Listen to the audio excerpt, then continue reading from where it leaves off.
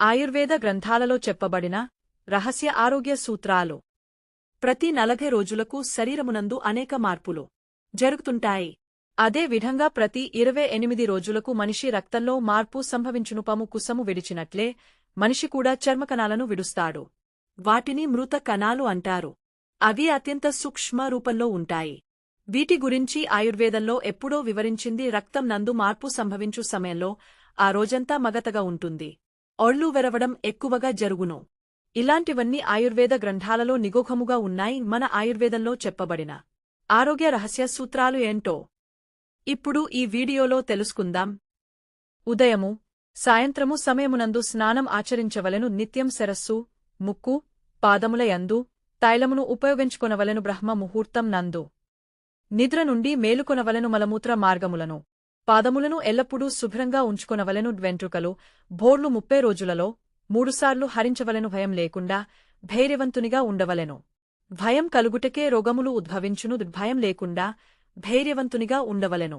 భయం కలుగుటకే రోగములు ఉద్భవించును. పితృదేవతలకు పెండ ప్రదానం చేయువాడుగా ఉండవలెను. గొడుగు, తలపాగా, కర్ర సహాయముగా ఉంచుకొనుము. కొండలు, సంచారం లేని ప్రదేశం నందు ఒంటరిగా ఇవి లేకుండా సంచరించరాదు. కాలం కాని కాలమునందు ఆహారం తీసుకోవడం వలన జఠరాగ్ని చెడును. ఆహారం అతిగా తీసుకొనటం వలన బద్ధకం శరీరమునందు సంచరించును. అనేక రోగాలు శరీరమునందు ఉద్భవించును. శ్రమ చేయుటకు ముందు శరీరముకు విశ్రాంతి ఇవ్వము. ఆలోచనలతో భోజనం చేయరాదు. సకాలమునందు భోజనం చేయవలెను. అన్ని రకాల రుచులు అనగా తీపి, చేదు, కారం, వగరు, పులుపు, ఉప్య ప్రతిరోజు తీసుకొనుట అలవాటుగా చేసుకొనవలెను. ఎల్లపిడూ ఒకే రుచి తీసుకోవడం బలహీనతకు కారణం అగును. అన్ని రకాల రుచులు అనగా తీపి, చేదు, కారం, వగరు, పులుపు, ఉప్య ప్రతిరోజు తీసుకొనుట అలవాటుగా చేసుకొనవలెను. ఎల్లప్పుడూ ఒకే రుచి తీసుకోవడం బలహీనతకు కారణం అగును. అన్ని రకాల రుచులు అనగా తీపి, చేదు, కారం, వగరు, పులుపు, ఉప్య ప్రతిరోజు తీసుకొనుట అలవాటుగా చేసుకొనవలెను. ఎల్లపిడూ ఒకే రుచి తీసుకోవడం బలహీనతకు కారణం అగును. విరుద్ధ ఆహార పదార్థాలు స్వీకరించరాదు. పాలు, నెయ్యి తృప్తిగా తీసుకుంటే ముసలితనము తొందరగా దరిచేరును. వదు పెరుగు నందు 4వ వంతు నీరు చేర్చిన ఆ మజ్జిగను త్రాగవలెను. అది అత్యంత ఉపయోగకారి. రాత్రి సమయమునందు పెరుగు నిషిద్ధం. అన్ని పాలకంటే ఆవు పాలు శ్రేష్టం. వృక్ష సంబంధమైన నూనెలలో అన్నిటికంటే నువ్వుల నూనె శ్రేష్టమైనది. నెయ్యలన్నిటిలో ఆవు నెయ్యి శ్రేష్టమైనది. హృదయంకి మేలు చేయుటలో ఆమరసం శ్రేష్టమైనది. స్నానం, శ్రమని తొలగించడంలో శ్రేష్టమైనది వెరిగిన పెరుగు.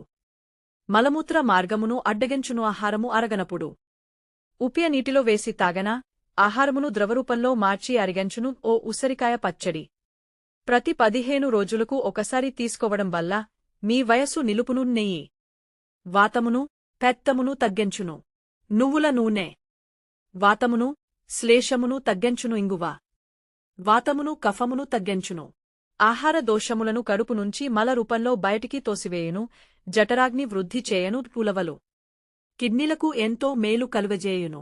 మినుములు శ్లేషమమును, పెత్తమును వృద్ధి చేయును. పప్ప ధాన్యాలలో అన్నిటికంటే పెసలు శ్రేష్టమైనవి. ఆకుకూరలలో పాలకూర శ్రేష్టమైంది. మినుములు అతిగా వాడరాదు. వర్షాకాలంలో నదులు యందు ఉండు వర్షపు నీరు ప్రకృతి హితం కాదుదుంప జాతులలో అల్లం శ్రేష్టం. ఆ ఫలములలో ద్రాక్ష శ్రేష్టం. ఉప్యలలో సైంధవ లవణం శ్రేష్టం. టీ చెరుకు నుండి తయారవు. బెల్లం శ్రేష్టం. గొర్రెపాలు, బొర్రె నెయ్యే వాడడం మంచిది కాదు. టీ దుంపలయందు బంగాళాదుంప అతిగా వాడరాదు. మలమూత్ర వేగములను ఆపరాదు. అరటిపండు పాలతో, మజ్జిగతో తినకూడదు. హానికరం. నిమ్మకాయ పాలతో, పెరుగుతో, మినపపితో కూడి తినకూడదు. మద్యం వలన సమృద్ధి హరించును. అందుకే మద్యం త్రాగరాదు. నెలసరి సమయంలో స్త్రీతో సంభోగం వలన రోగాలు సంప్రాప్తిచ్చును.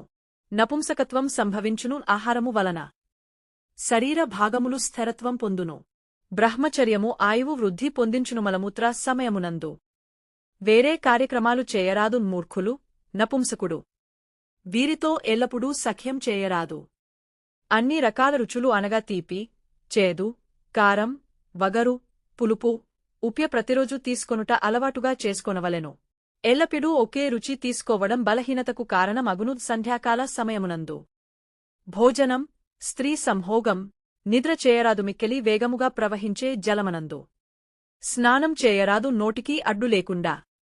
ఆవలింత, తుమ్ము, నవ్వు ప్రచురింప చేయకూడదు, భూమిని గీయకూడదు, గడ్డి తుంచకూడదు, మట్టి గడ్డలు చేతితో నలపకూడదు, ముక్కుతో శబ్దం చేయకూడదు, అర్రు కోరకకూడదు. ప్రతి ఉదయం నోటి యందు నువ్వుల నూనె పోసుకుని తెల్లటి నురుగు వచ్చేవరకు పుక్కెలించి బయటికి విడవవలెను. దీనిని దంతధావం చేయుటకు పూర్వం చేసేవారు దీన్ని ఆయిల్ పుల్లింగ్ అని వ్యవహరిస్తారు. దీని వలన దంతములకు బలము కలుగును. దంత వ్యాధులను మీ దరి చేరనివ్వదుపైన చెప్పుబడిన ఆరోగ్య రహస్య సూక్తులు తప్పక పాటించవలెను. అలాగే మీరు పాటిస్తారని మేము ఆశిస్తున్నాము. సర్వేజన సుఖినో భవంతు. ఈ వీడియో గనుక మీకు నచ్చినట్లయితే ప్లీజ్ లైక్ చేసి మీ ఫ్రెండ్స్కి షేర్ చేయండి. అలాగే మా కొత్త వీడియోస్ మీకు వెంటనే చేరాలంటే మా ఛానల్ని సబ్స్క్రైబ్ చేసుకొని పక్కనే ఉన్నటువంటి బెలైకాన్ని ప్రెస్ చేయండి. ధన్యవాదములు.